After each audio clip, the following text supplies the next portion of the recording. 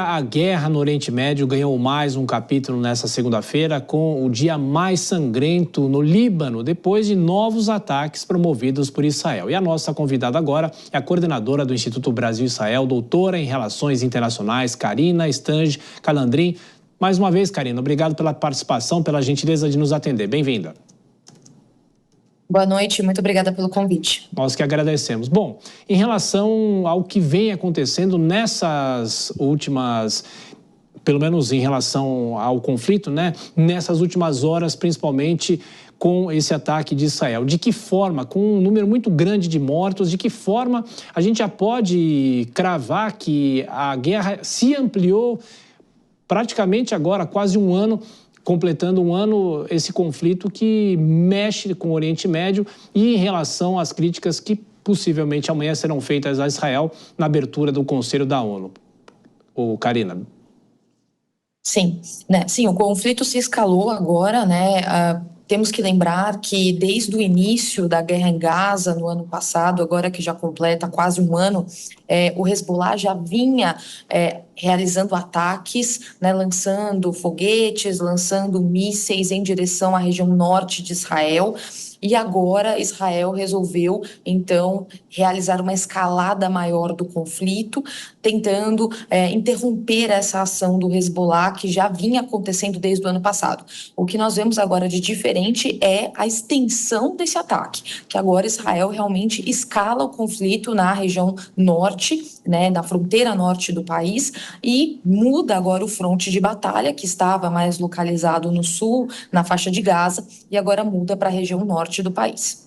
Pois é, o grande ponto, talvez a gente se questione por que houve essa mudança de foco. Ou seja, primeiro era a guerra contra o Hamas e muito se falava do cessar-fogo que nunca veio e possivelmente não virá tão cedo, mas por que agora o foco é o Hezbollah? E claro, esses ataques principalmente no sul do Líbano. Primeiramente, pelo motivo, como eu citei anteriormente, que o Hezbollah já vinha realizando ataques a Israel desde o ano passado. Então, o Hezbollah ele se tornou um aliado do Hamas indiretamente, né, demonstrando uma solidariedade ao Hamas internacionalmente, atacando Israel. Então, agora Israel, né, na narrativa israelense, o que Israel demonstra é que resolveu dar um basta nessa situação e resolveu, então, fazer com que o Hezbollah pare com os ataques. Então, isso já começou na semana passada, apesar de Israel não ter, clamado autoria pela explosão dos pagers e dos walkie-talkies, né? O que já foi determinado no primeiro momento foi que Israel teria realizado esse ataque, então, ao Hezbollah com esses dispositivos que explodiram na última semana. O Hezbollah teria respondido e agora Israel contra-ataca com uma intensidade maior. Então, essa é a situação que nós temos atualmente e por isso que o foco sai da faixa de Gaza e agora passa para o Líbano. Oi, você é uma estudiosa nesse assunto, recentemente lançou um livro chamado Bom Dia Líbano, né, em que fala sobre o ataque, a tentativa de invasão de Israel ao Líbano em 1982. Inclusive, na contracapa tem até uma comparação com o que a comunidade internacional na época disse que foi uma ação tão mal sucedida quanto a guerra do Vietnã, guardadas as devidas proporções, não é isso?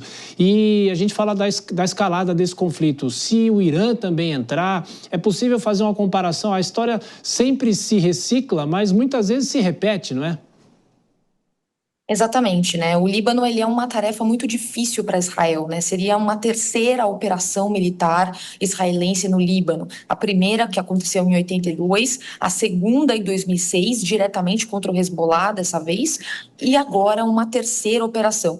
E nas duas primeiras, o resultado não foi o mais favorável para Israel. Apesar de ter tido algumas vitórias e alguns objetivos atingidos, como a expulsão da OLP, Organização para a Libertação da Palestina, do sul do Líbano em 82 e até mesmo o enfraquecimento do Hezbollah em 2006, os objetivos mais amplos da guerra, que era o enfraquecimento do movimento palestino como um todo em 82 e o fim do Hezbollah em 2006, isso não aconteceu em nenhum dos dois casos. E os reflexos para Israel foram muito negativos, como crise econômica, morte de soldados, crise política, quedas de governos. Então, as consequências para Israel muitas vezes foram maiores do que os objetivos que foram alcançados pelas operações militares. Então, nesse caso, e não é só uma responsabilidade de Israel, uma responsabilidade também da comunidade internacional, que esse conflito desescale, né, que sejam pensadas em outras alternativas, muitas vezes, né, a via diplomática, que é às vezes desconsiderada, deveria agora ser o principal foco das partes envolvidas, tanto do Hezbollah quanto de Israel e dos atores internacionais, do Irã, da Rússia, da China, dos Estados Unidos, da ONU, né? Teremos agora a reunião da Assembleia Geral, a reunião ordinária, então esse tema com certeza vai aparecer. Então é um trabalho da comunidade internacional como um todo que esse conflito desescale.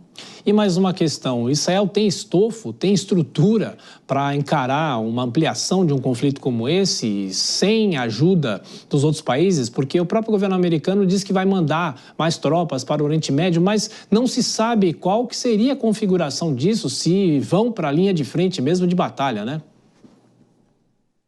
Exatamente, né? Sem uma ajuda do Ocidente, sem uma ajuda dos Estados Unidos e de aliados ocidentais, né, é muito limitado o poder agora de Israel. Isso porque, não que Israel não tenha a competência necessária, mas porque Israel já está envolvido em uma guerra há quase um ano. Já é a guerra mais longeva de Israel, a guerra em Gaza atual. Então, abrir um novo fronte de batalha no Líbano contra o Hezbollah, que é uma força, né, significativamente maior do que o Hamas, representa um desafio grande para Israel. Então, a economia já também não anda bem por conta deste um ano de guerra. Todos esses aspectos devem ser considerados. E sem o apoio do Ocidente, sem o apoio dos Estados Unidos, Israel não teria condições de enfrentar um conflito como esse por muito mais tempo.